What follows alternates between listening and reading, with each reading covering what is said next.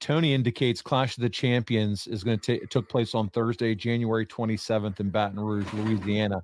There were 3,600 fans in attendance at the Riverside Centraplex, and half of those were paid. Before we get into that actual action, though, Arn, a couple of events transpired during the event.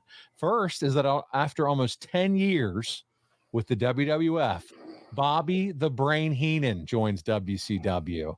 Reportedly, Heenan wanted to retire and spend time with his family, and shortly after he left WWF, WCW calls, offers him the color commentary position.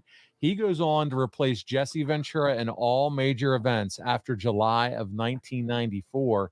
And but let's not diminish how important this is. Like Mean Gene, for a decade, Heenan is a major part of the WWF as a manager and commentator. Did you have any knowledge or remembrance as to how Bobby ended up as on Bischoff's radar of or how WCW landed him? Bobby was as big a star and as hot a heel as there was in WWF. When they started the Weasel chants in any arena, anywhere in the country, you might as well just shut the match down because that dominated. He had heat. He had legitimate heat because he was such a dick, and he was so quick-witted.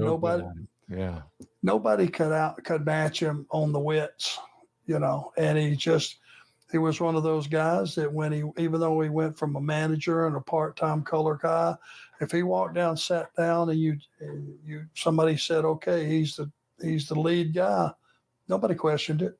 Yeah.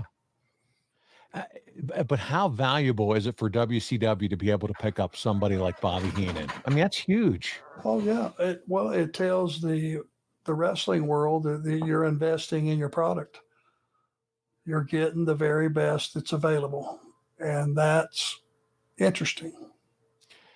The combo of Bobby and Gorilla, one of my all-time favorites. But, hey, Bobby and Shivani were pretty good, too, back in the day. Yeah, let's give Tony his due. Tony was a great announcer. And to this day, he's a great announcer. Agreed.